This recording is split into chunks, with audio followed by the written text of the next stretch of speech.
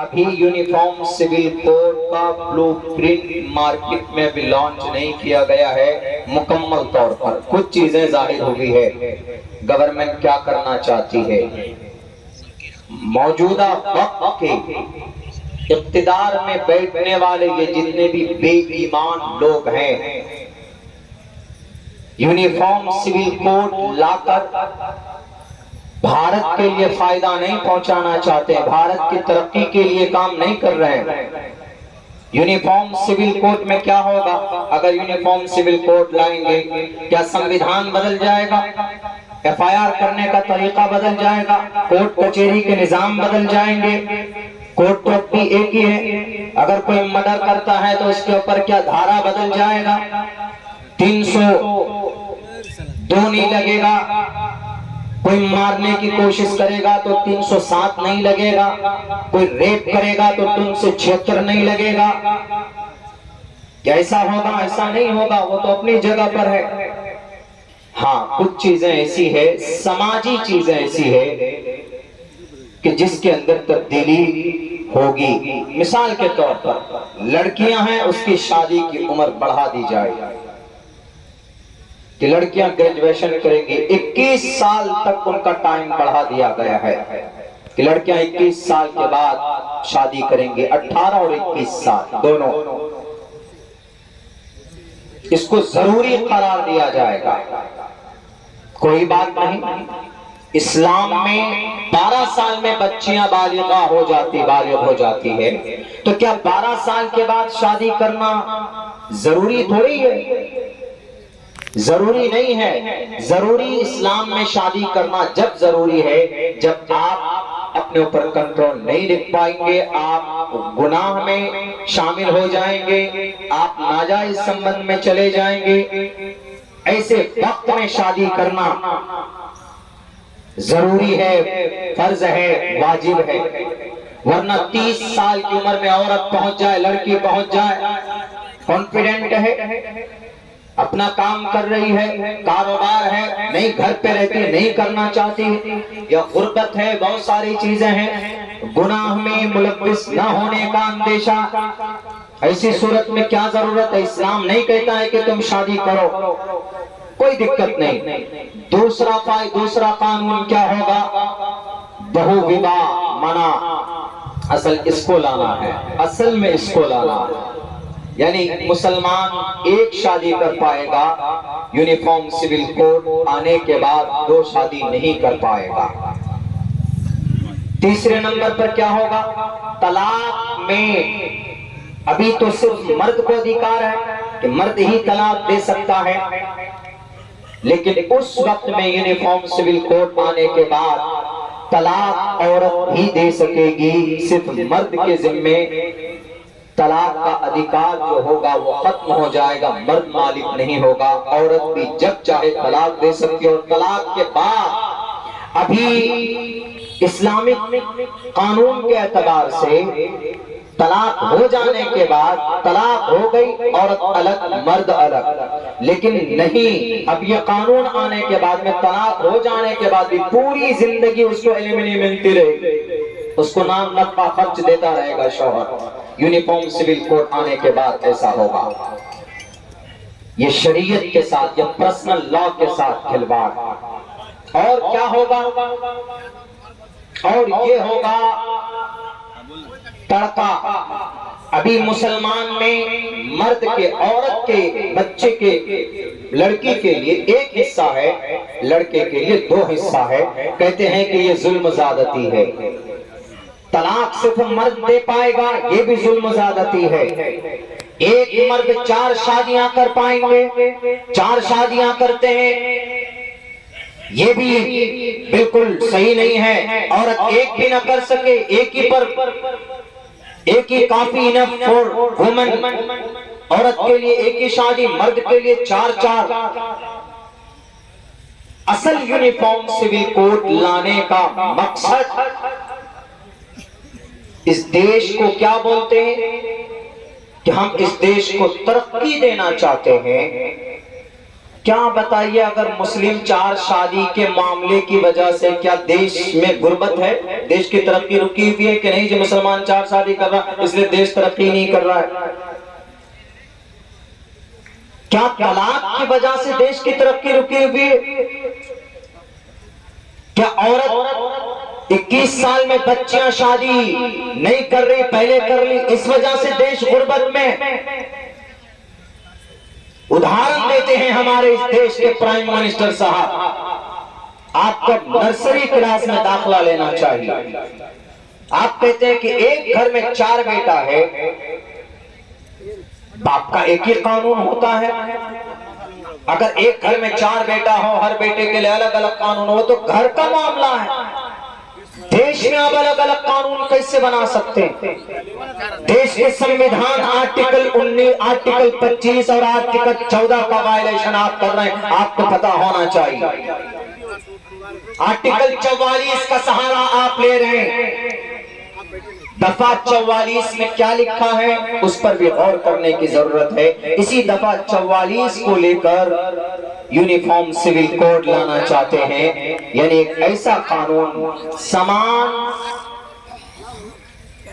नागरिक संहिता, यानी सब बराबर। जब एक देश है एक कानून, मैं कहता हूं होना चाहिए। हम तो पहले कहते हैं चिल्ला चिल्ला करके, भाई जब खुदा एक है तो इंसान क्यों अलग अलग है?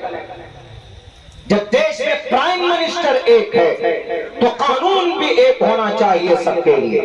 जब खुदा एक है तो 33 करोड़ देवी देवताओं को फिर अलग करो। एक खुदा को क्यों नहीं मानते, एक परमात्मा को क्यों नहीं मानते?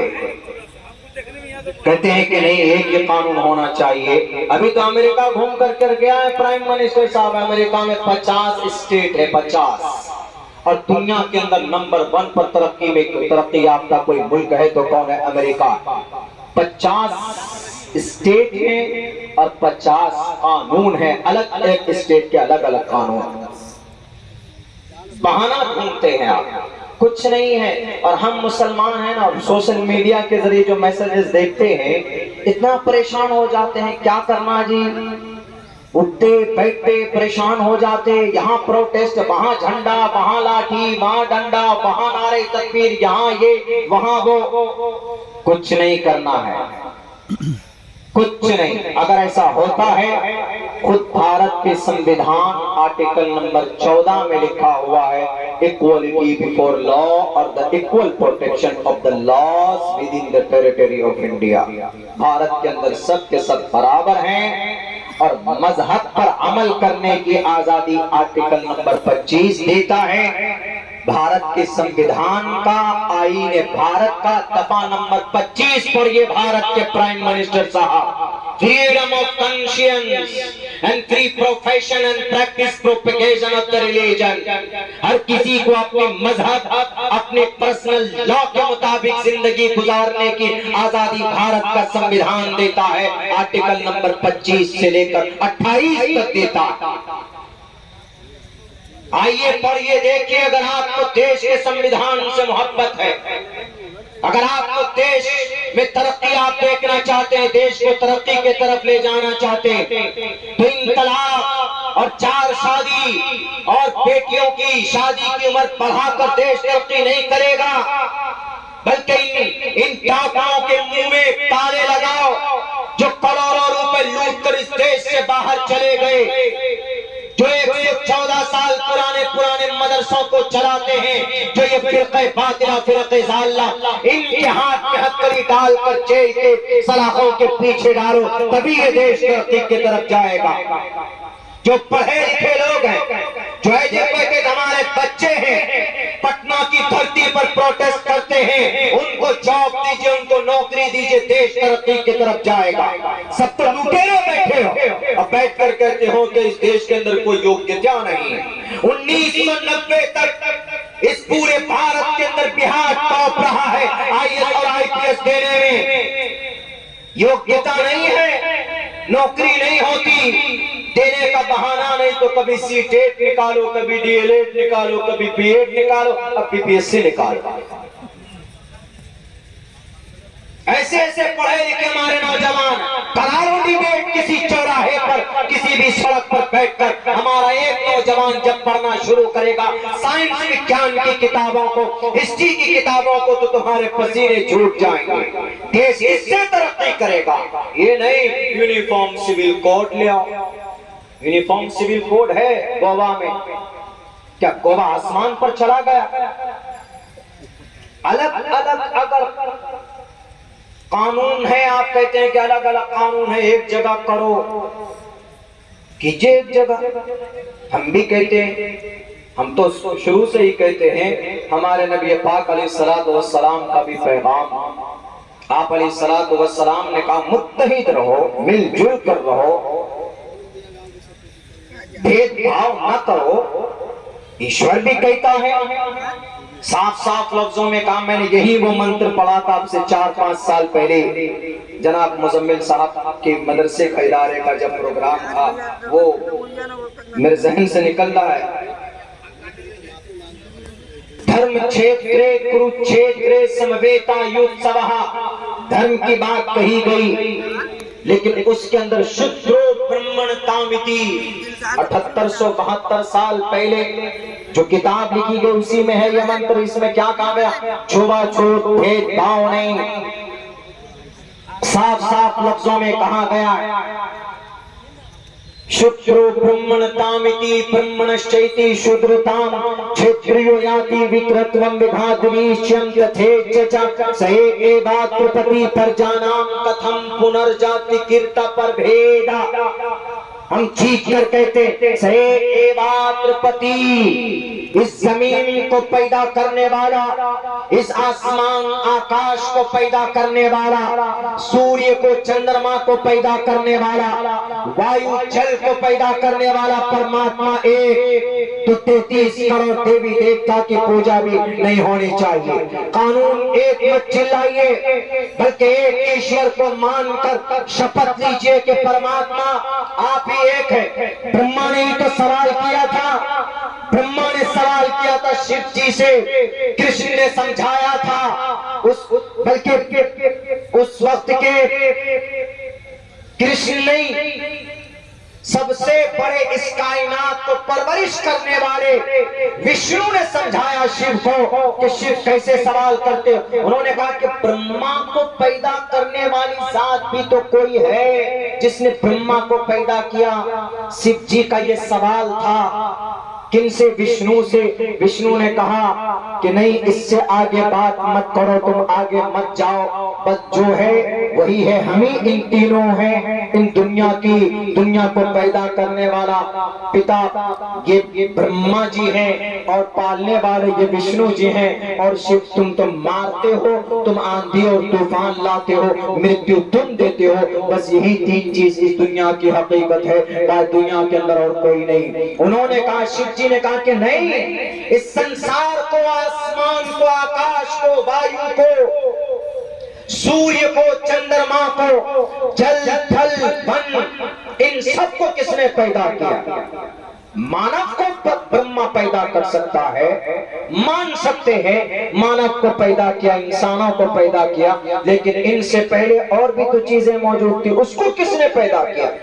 तुम्हारी सोच रुक जाएगी, उसकी तहकीक, उसका पता अल्लाह तबारक व तआला अपने कुरान करीम के अंदर देता है। अल्लाह तबारक व तआला कहता है कि तमाम चीजों का क्रिएटर अगर कोई है तो अल्लाह तबारक व तआला की जात, उसी अल्लाह ने कुरान करीम को बनाया। और अगर मुसलमान 4 शादी करता है तो कुरान में है, फन्किहू मा ताबलकुम मिनन निसाई मसना व सुलास व रुबा। जरूरी नहीं है कि हर मोमिन जाकर 4 लड़कियों के हाथ पकड़कर कबिल तू कहे, जरूरी नहीं है। मिसाल के तौर पर अगर किसी ने शादी की, पहली बीवी से कोई औलाद नहीं हुई, अगर आप यूनिफॉर्म सिविल कोड ले आएंगे तो क्या करेगा वो? उसी की आरती उतारेगा, उसको लात चप्पल घूंसे से भी मारता है। देखेंगे आप गांव समाज में अगर कोई औरत 2 साल 3 साल तक कोई बच्चा ना दे तो फौरन उसके ऊपर क्या तोहमतें लगाता है, तो बांझ है, कोस कोस कर मार देते हैं उसको। तो इस्लाम ने एक रास्ता निकाला। इस्लाम में क्या ऑप्शन है? इस्लाम में ये ऑप्शन है कि अगर कोई 3 साल 4 साल तक कोई औरत बच्चा नहीं दे पाती है, बांझ हो गई, कमी है, कोई प्रॉब्लम है, तो इस्लाम कहता है दूसरी कर लो, दूसरी से बच्चा ना हो तीसरी कर लो, तीसरी से ना हो चौथी कर लो। ये ऑप्शन है। यूनिफॉर्म सिविल कोड लाने के बाद आप एक ही के साथ रहिए। वो एक के साथ पास तो वो भी नहीं रहते। खुद हमारे प्राइम मिनिस्टर साहब एक को नहीं रखे हुए, 40-42 साल पहले ही छोड़कर अहमदाबाद में आ गए हैं, दिल्ली में आके बस गए, वो तो एक भी नहीं रख पाते। एक तो ये फायदा, 4 शादी करने का ये फायदा, लेकिन मुसलमान नहीं करता। मुसलमान तो एक ही से परेशान हो जाता है, करता नहीं, किसी मजबूरी पे दूसरी या तीसरी करता है। बास लोग चौथी भी कर लेता, ऐसा तो बहुत कम, 100 में से मेरे ख्याल से आपको एक आध मिल जाए तो गनीमत। लेकिन फायदा क्या, हिकमत है इसमें। इस देश में जबरदस्ती डिस्क्रिमिनेशन की बुनियाद पर कानून बनाने वालों, हिकमत से खाली अल्लाह का फरमान नहीं होता। अगर इस्लाम में 4 शादी की परमिशन है, एक बहुत बड़ी बुराई को रोक सकती है अल्लाह तबारक व तआला का ये फरमान। उठाओ तारीख गवाह, मिसाल के तौर पर इस बस्ती के नौजवान चले गए बॉर्डर पर, इस बस्ती के नौजवान 20 नौजवान शहीद हो जाते, पुलवामा में अटैक होता है, 40 नौजवान शहीद हो गए, सब शादीशुदा थे, सबकी बीवी विधवा हुई कि नहीं हुई, सबकी बीवी विधवा हुई। अब वो औरत ऐसी शादीशुदा, उससे कौन शादी करेगा? यूनिफॉर्म सिविल कोड के तहत औरत कभी भी शादी नहीं कर सकती बहुविवाह के तहत, इसलिए कि एक मर्द एक ही शादी करेगा, दूसरी नहीं कर सकता। अब वो औरत क्या करेंगे? बनाव श्रृंगार की वजह से अपनी सेक्स डिजायर को पूरी करने के लिए, अपनी हवस को मुकम्मल करने के लिए नाजायज संबंध बनाएंगी, लिविंग रिलेशन में आएंगी और फिर वहां से जुर्म साबित होगा, गुनाह, बड़े बड़े क्राइम की जोत में आएंगे। नाजायज संबंध की वजह से, नाजायज संबंध की वजह से बास औरतें तो अपने घर चलाने के लिए अपनी इज्जत को बेचेंगी। जैसे पटना के अंदर तवाइफ अपनी रातों को इज्जत बेचती है, तब चलकर दिन में उनका चूल्हा जलता। पटना की धरती और दिल्ली की धरती, कलकत्ता की धरती, बेंगलोर, चेन्नई, बड़े बड़े शहरों को आप काउंट कर लीजिए, कम से कम 1 लाख से 1.25 लाख बच्चियां औरतें ऐसी, उनसे पूछिएगा 75% औरतें ये कहेंगी कि मेरा शौहर इंतकाल कर गया, मैं विधवा हूँ, मेरी परवरिश करने वाला कोई नहीं था, इसलिए मैं अपनी इज्जत बेचकर अपने बच्चे की परवरिश कर रही हूँ। ऐसी सूरत में इस्लाम कहता है शादीशुदा नौजवानों, तुमने शादी की है, तुम्हारे घर में एक बीवी है, लेकिन तुम्हारे पड़ोस में अगर कोई जवान देश के लिए शहीद होता है तो उसकी विधवा बीवी के हाथ पकड़कर उनसे निकाह करो।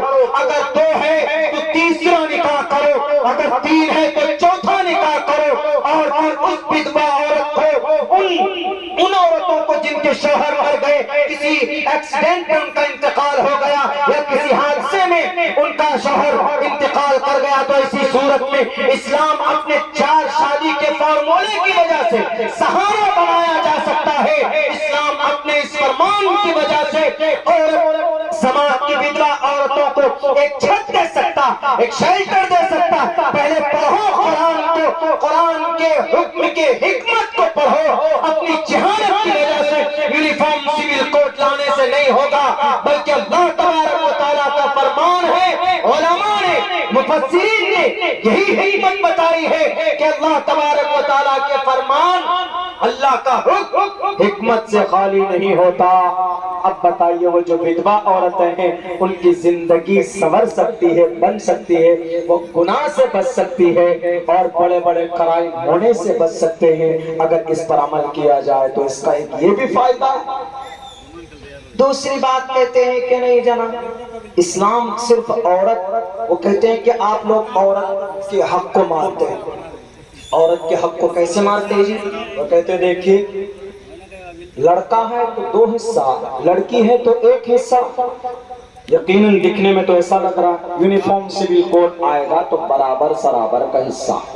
मर्द लड़के को जितना हिस्सा मिलेगा बाप के माल में से, उतना ही लड़की को भी मिलेगा, बराबर सराबर यूनिफॉर्म सिविल कोड। अच्छी बात आपके हिसाब से, दुनिया के हिसाब से। लेकिन पता है इस्लाम ने, शरीयत ने औरत को 1 ही हिस्सा क्यों दिया है, मर्द को 2 हिस्सा क्यों दिया है? इसकी हिकमत क्या, राज क्या है? अगर नाइंसाफी है तो क्यों, एक्सप्लेन कीजिए, एक्सप्लेनेशन होना चाहिए। और यकीनन होना चाहिए जो लोग टीवी के डिबेट पे जाते हैं, बैठते हैं, इस्लाम की तर्जमानी करते हैं, मैं उनसे कहूंगा कि थोड़ा पढ़ करके जाइए, थोड़ा स्टडी कर करके जाइए और उनको समझाइए कि इस्लाम ने अगर औरत को 1 हक दिया है, 1 हिस्सा दिया है, मर्द को 2 दिया है, उसकी वजह है। बीमार होता है, बीवी बीमार होती है, बच्चा बीमार होता है, माँ बाप बीमार होते हैं, वालिदैन, तो कौन लेकर जाता? लड़का लेकर जाता। पॉकेट से पैसे किसके खर्च होते? लड़के के खर्च होते। जेल चला जाए, एक्सीडेंट हो जाए, किसका पैसा जाएगा? लड़के का जाएगा, मर्द का जाता है। बीवी, बच्चे, अगर वालिदैन जिंदा है तो वालिदैन किनके सर पर, किनकी जिम्मेदारी पर? बेटे की जिम्मेदारी पर। तो इस्लाम ने क्या कहा? बेटे को इसलिए डबल मिलना चाहिए। और अगर लड़की है तो क्या हॉस्पिटल लड़की जाती, माँ बाप की खिदमत, माँ बाप की देखभाल कोई लड़की करती है? नहीं, वो तो शादी करके कहाँ चलेगी? अपने शौहर के साथ, और उस लड़की का खर्च भी शौहर के जिम्मे। लड़की को तो कुछ खर्च नहीं करना पड़ता। तो इस्लाम ने कहा इसीलिए लड़की के हक में 1 हिस्सा, क्योंकि उसको खर्च बर्दाश्त नहीं करना पड़ता और लड़के को खर्च बर्दाश्त करना पड़ता है। ये राज है मीडिया वालों, ये राज है। यकीनन तुम्हारा कलेजा अगर बड़ा है, तुम्हारा जमीन जिंदा है, तो अब्दुल्ला सालिम को इनवाइट करना किसी दिन बताऊंगा, समझाऊंगा कुरान के पैगाम की हिकमत को। ये नहीं कि भाई अल्लाह ने कुरान में कह दिया बस, नहीं, कुरान की हिकमत को बताऊंगा। सिर्फ चीखने चिल्लाने से टीवी के रूम में, न्यूज के रूम में बैठकर इस्लाम को बदनाम करना कि नहीं, इस्लाम में देखिए औरत का हक मार लिया जाता है। अरे मर्द के जिम्मे सारे खराजात आते हैं, औरत के जिम्मे कोई खर्च नहीं आता है। इसलिए इस्लाम ने कहा कि मर्द को 2 हिस्सा मिलेगा और औरत को, लड़की को 1 हिस्सा मिलेगा। कौन सी गुनाह की बात है? कोई गुनाह नहीं है। ये हिकमत है, हिकमत। डीपी अगर पढ़ोगे तो तुम्हारा दिल भी कहेगा कि यकीनन कुरान करीम का फरमान सच्चा और बेहतर है।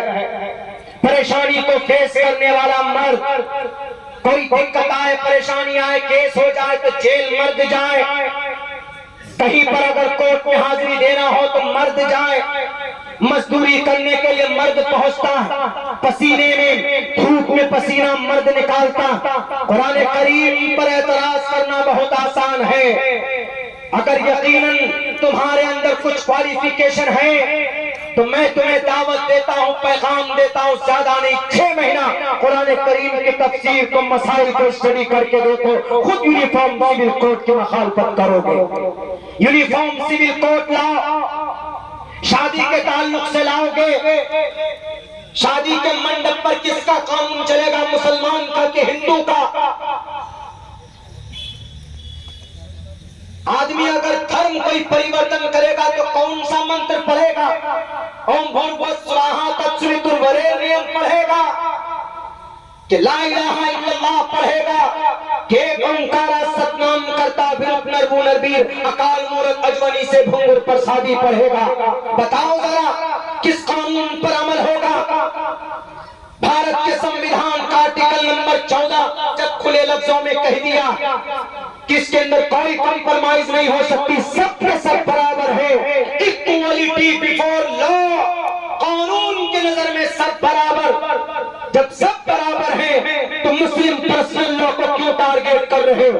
मुस्लिम पर्सनल लॉ के लिए मुसलमानों से मशवरा हमारे बड़े बड़े जो क़यादत कर रहे हैं, जो कहते हैं कि नोटिफिकेशन आ गया, राय दीजिए, आप उनसे ब्लूप्रिंट मंगाइए, उनसे मुसव्वदा मंगाइए कि हमारे मुस्लिम पर्सनल लॉ के कौन कौन से कानून को जद में ला रहे हैं। नहीं जनाब, वहां से आदेश आया, एक आम मुसलमानों को मालूम नहीं है कि what is the definition of uniform civil code, what is the matter of uniform civil code. Uniform के जरिए से क्या कहा जा रहा, क्या समझा जा रहा, अगर लाने की कोशिश की जाए अध्यादेश लाया जाएगा, अगर पार्लियामेंट में कानून पास होगा, राज्यसभा में मना करवाने की कोशिश कीजिए, राज्यसभा में पास होगा तो भारत का राष्ट्रपति मना कर सकता, अगर तीनों जगह पास हो जाए, आंख बंद कर अदालत उस्मा सुप्रीम कोर्ट में पहुंचिए और कहिए कि भारत के संविधान का आर्टिकल नंबर 14 के खिलाफ ये कानून बन रहा, आर्टिकल नंबर 25 के खिलाफ ये कानून बन रहा, पैसे खर्च कीजिए, चंदा कीजिए, हम चंदा देंगे, कौम चंदा देगा, और केस फाइल कीजिए, केस दायर कीजिए, कानूनी लड़ाई लड़ाइए, नोटिफिकेशन से फायदा नहीं होगा। अगर फायदा होता तो 3 तलाक के ऊपर कानून न बनता। आपको लॉलीपॉप थमाया जा रहा, आपको चुस्की दिया जा रहा, आप चूसते रहो, अंदर अंदर कानून बनकर आ जाएगा और आप कानूनी लड़ाई लड़ने के लिए इधर उधर देखते फिरेंगे। और क्या कहते हैं कि यूनिफॉर्म सिविल कोड के जरिए से एक फायदा ये भी होगा कि हलाला और इद्दत, हलाला और ये इद्दत खत्म हो जाएगा। क्या यूनिफॉर्म सिविल कोड को ला रहे हलाला और इद्दत खत्म करने के लिए? हलाला और इद्दत की वजह से भारत तरक्की नहीं कर रहा है, ताज्जुब। हमारे प्राइम मिनिस्टर साहब